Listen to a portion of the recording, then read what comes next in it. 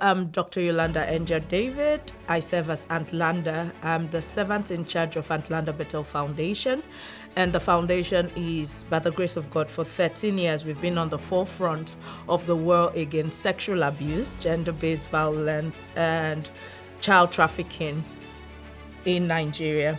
Our focus and location base has been Lagos, but we serve most of West Africa, and now we're doing a lot of child trafficking and human trafficking work in Libya, because most of the girls are being picked from Nigeria and then sold to places like Dubai and Europe. The route is through Libya, so our work has moved. When we started, a lot of people did not know about sexual abuse. So we started with the advocacy of sexual abuse, and child's rights. We have a pediatric home, a shelter where children who have been sold, when we rescue them, they stay in the halfway house.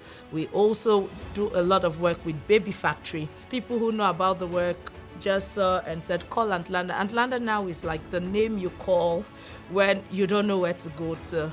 And that's because of my amazing work on Inspiration FM. They were the only station in Nigeria that agreed for us, or for me, to talk about sexual abuse, child abuse. Even when they were getting a lot of attack, they said I had brought American people's ideas, that it's a family matter, domestic violence was a family matter and all. But this station stuck by me, the chairman, he just believed in the dream. And now we have all across stations, we have similar shows like the Being Real with Atlanta and Sharing Life Issues. People are now duplicating it, because now women are calling on radio and saying, my husband beats me, I need a place to stay. And that comes to our second shelter we have. It's a home for survivors of domestic violence. So many of these women were being sexually abused because some of them were widows, dependent on pastors and leaders in the communities, because they had no skills, they had no trades. And so we put together what we call the Aunt Landa's Free Tertiary Academy.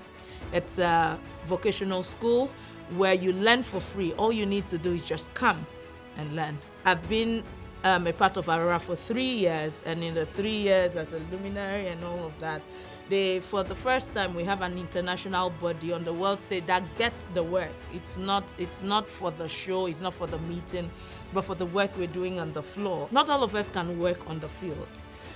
I am not wired to do interviews, and that's why you guys are here for us.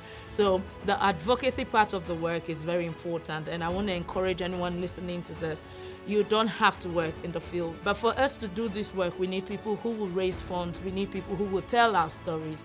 We need people who will protect the people we've rescued. We need people who will fight fights in rooms that we wouldn't go to. We're foot soldiers, that's our job. Now we need people who can walk into rooms, like take this kind of interviews and talk about the work we do in different places. Aurora is doing an amazing job, but we need like 1,000 Auroras, because most of the invites I get and most of the jobs and all of that, they're talking about a lot, but actually talking about how to help us, the foot soldiers, continue working.